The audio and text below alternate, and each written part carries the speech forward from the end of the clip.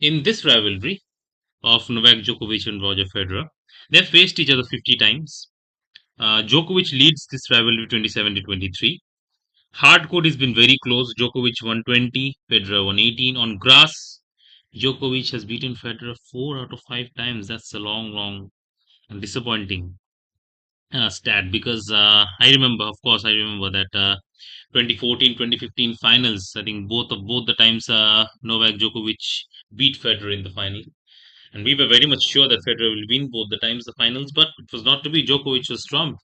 And 2019 final, of course, that one final which is very much close to all of us, and it was very, very painful to watch as a Federer fan. If you're a Federer fan, it was very painful to watch that final. But I am a big three fan, so I enjoyed it a lot.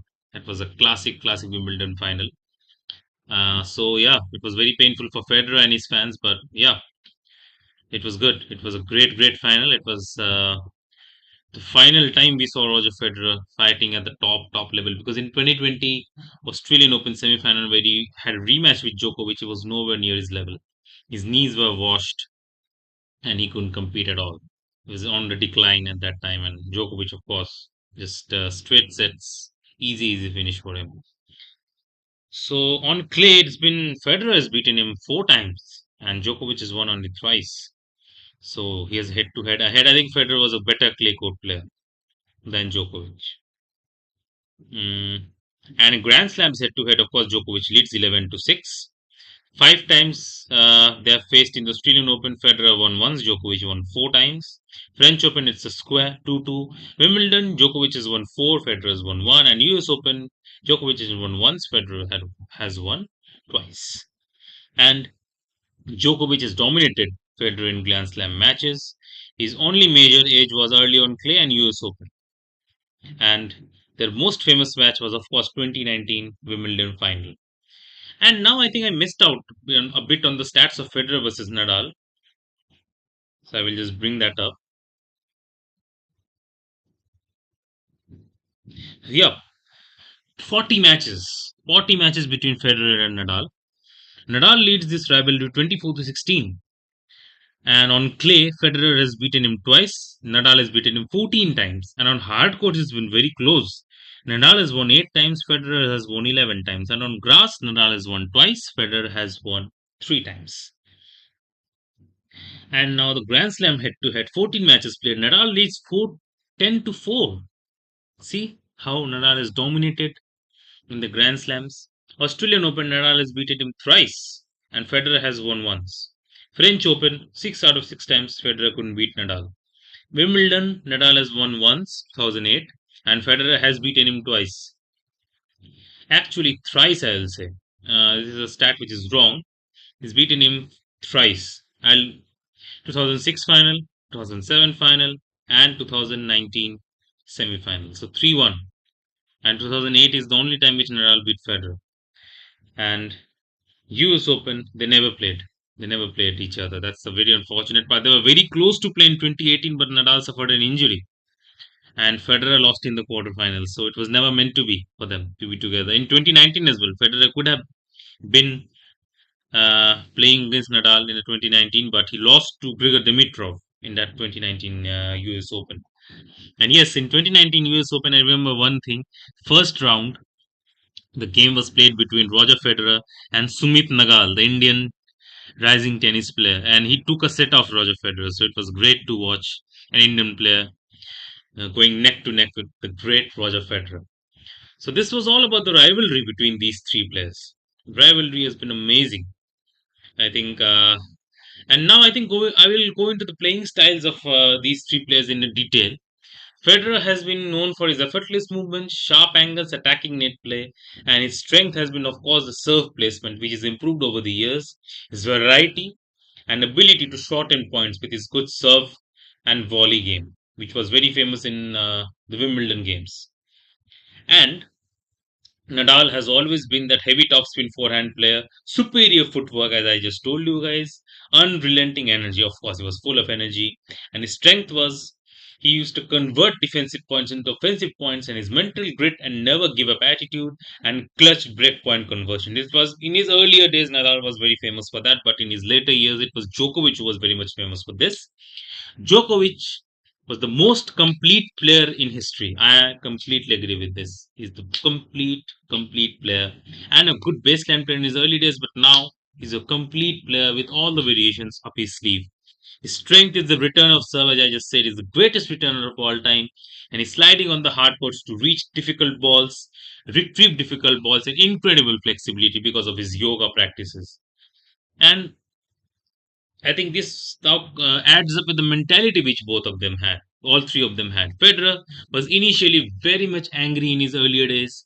He was extremely angry in his earlier days. He used to throw rackets, throw tantrums, and I think some incident happened which changed him completely, and he became this cool, composed guy who rarely showed emotion and only showed emotion when he used to win points and all, but very much composed and controlled guy. And he was known for his confidence rather than intimidation. Yes, this was his biggest strength of Roger Federer. Nadal, he was intense and he was humble and he used to treat every point like match point and his last point of his career. He used to treat it like that. He played like that and he's routine oriented. He was always, I think if you've seen his games, I think you know what I'm talking about. He's placing the bottles, he's doing this and this, adjusting his hair and all. And this was a routine which he used to follow. And we used to love it because it was characteristic of Nadal. No one else used to do it, right? And everyone used to do it in mock him, not really mock him. I used to imitate him in fun. Like Novak Djokovic used to do it, and Djokovic. That's why he's the complete player. He combined Nadal's intensity as Federer's calm with supreme confidence. So he used to thrive under pressure. So I think this was the reason why Novak Djokovic ended up winning the most number of slams. Right, this was the reason. And some talking points which I want to just mention is that these three have had a great career, but all of them have struggled with injuries and how they've come back. How they come back from these setbacks. This is the most important thing, I think, in life as well. If you just hear all these three giving some winner's speech and some interviews or some TED Talks or something like that, just understand their mentality, how clear they are in their mind. Djokovic said something, I think, some days or years ago in an interview that every player goes through a low phase or a down phase. Every player goes through a trench. Everyone. It's bound to happen. No one stays at the top for forever. No one, no player stays at top forever.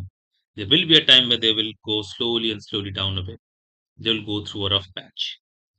Now, Djokovic said this. So when you're going through a rough patch, it's how quickly you get out of that mindset and work towards a recovery, towards that top phase which you belonged.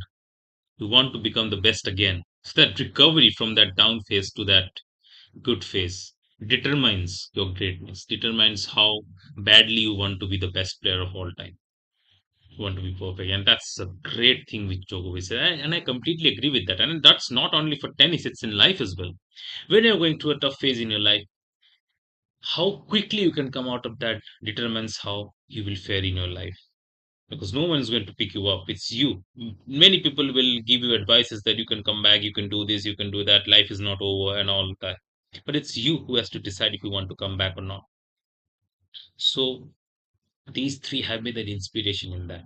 Nadal as well. He's gone through multiple injuries, multiple battles with injuries, so much layoffs in the game. Still having the determination to come back every single time and trying to be the best. Not only just playing the game normally, he wanted to be the best after coming back every single time. And that's the never give up attitude, which every single human being should apply in their own lives as well. You will have setbacks in your life. No one has a perfect life in general. They will go through tough phases, and it's you and only you who can decide that you want to come back or not.